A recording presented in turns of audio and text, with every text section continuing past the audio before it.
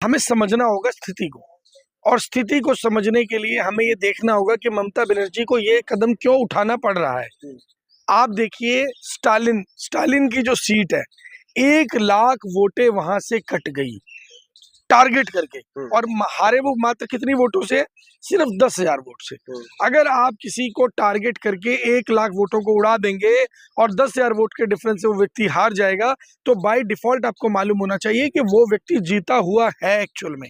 इसी तरीके से जो ममता बनर्जी है, वो अगर एक तो जनादेश होता है कि जो वो जनादेश के आधार पे हार गई है, लेकिन यह जनादेश नहीं है, या जोर जबरदस्ती करके लोकतंत्र के नाम पे राजतंत्र को स्थापित किया जा रहा है, राजतंत्र वाली चीजों को थोपने का काम किया जा रहा है, राजतंत्र के तरीके से राज्यों के ऊपर आक्रमण करने का काम किया जा रहा है। तो ये जो चीजें हैं, कहीं ना कहीं आप इसी को जो रिएक्शन आप देख रहे हैं ममता बनर्जी का, कहीं ना कहीं ये रिएक्शन वो उसी के अगेंस्ट में। लेकिन एक्सेप्ट क्यों नहीं, आप लोग हार एक्सेप्ट क्यों नहीं कर रहे हैं जो इंडिया गठबंधन है? क्योंकि अब उनके समर्थन में आम आदमी पार्टी से लेकर के कांग्रेस, समाजवादी पार्टी, तमाम लोग समर्थन कर रहे हैं। अगर हार हुई होगी तो हार मानी जाएगी ना। लेकिन अगर आप बात करें दिल्ली की बात करें, अब आपने आम आदमी पार्टी की बात की, तो मैं बता देता हूं, अरविंद केजरीवाल जी की सीट से 45,000 वोटें काटी गई थी, 45,000, और हार कितने डिफरेंस से हुई? केवल 3,3200 वोट्स के डिफरेंस से अरविंद केजरीवाल जी उस इलेक्शन को लूज कर गए। तो ये क्या संदेश है? मैंने स्टालिन का एग्जांपल आपको दिया।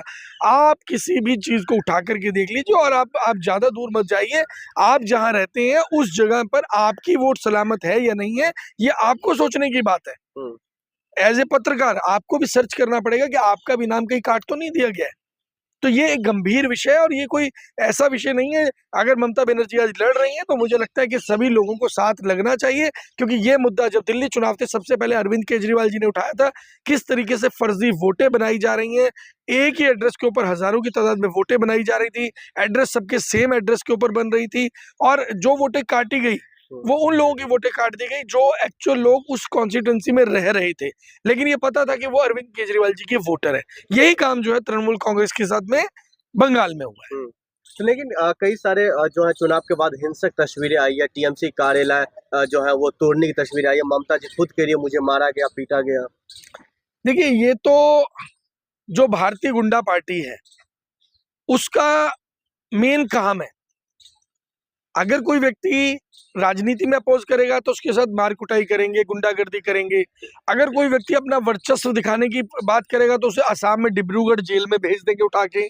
उसके अलावा अगर जैसे दीप सिद्धू का एक्सीडेंट दिखाया गया, किस तरीके से उस एक्सीडेंट को प्लान कर करके दिखाया गया कि वो व्यक्ति बोलने वाला कोई भी व्यक्ति मौजूदा समय के अंदर सरकारों को नहीं चाहिए। चाहे उसका मर्डर करवाया जाए, चाहे उसको एक्सीडेंट दिखाया जाए, चाहे उसको किसी भी तरीके से उसकी आवाज को बंद करवाया जाए।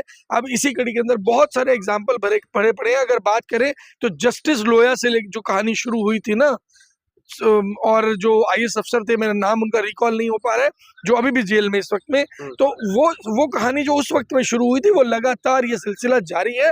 और इसको रोकने के लिए मुझे लगता है कि पंजाब को ही लीड लेनी पड़ेगी, जैसे इतिहास में लेता रहा है। लेकिन अभी ममता बनर्जी को लेकर के आप लोग कह रहे हैं जो जबरदस्ती हराया गया, ऐसा क्यों लगे जो उनको जबरदस्ती हराया गया? बीजेपी तो कह रही है जनता साफ साफ हमारे साथ शुरू से दिखाई दे रही थी। देखिए, चुनाव निष्पक्ष तो नहीं था, चुनाव निष्पक्ष नहीं था, और जो लोग इस चुनाव को निष्पक्ष कहने का प्रयास कर रहे हैं, कोशिश कर रहे हैं, मुझे ऐसा लग रहा है कि उन्हें चुनाव को निष्पक्ष ना कह करके ये कह देना चाहिए कि हम सत्ता के चाटुकार हैं। अब बहुत से ऐसे सुअर हैं जो अलग अलग पार्टियां छोड़कर, कोई डर के मारे भाजपा ज्वाइन कर रहा है, कोई ईडी के डर से भाजपा ज्वाइन कर रहा है, कोई किसी डर से ज्वाइन कर रहा है। अरे भाई, आपको देश बचाना है या भाजपा बचानी है? वो भाजपा बचाने की रेस में लगे, और वहां जाकर चाहे कुत्तों से भी बदतर वैल्यू हो उन लोगों की, लेकिन उनको भाजपा ज्वाइन करनी है, क्योंकि वो जो उनकी लग्जरी है, वो जो उन्होंने कुकर्म किए होंगे, वो कहीं ना कहीं एक्सपोज होते हुए नजर आ रहे हैं, या भाजपा ने उनको ट्रैप के अंदर फंसा लिया। लेकिन मोदी जी जीत के बाद जब जश्न में वो भाषण दे तो कहे थे जो ममता के ही भाषा में जनता ने जवाब दिया।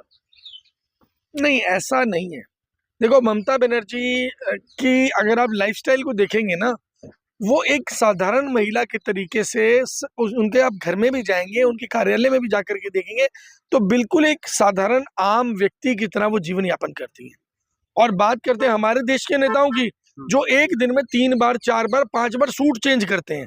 और ये बात मैं उनकी नहीं कर रहा हूँ जो देश के प्रधानमंत्री है, ये मैं उन नेताओं की बात कर रहा हूँ जो अभी रिसेंट में जिन्होंने भाजपा ज्वाइन करी है। वो दिन में जिस मीटिंग में जाएंगे कपड़े चेंज करेंगे, दूसरी में जाएंगे फिर कपड़े चेंज करेंगे।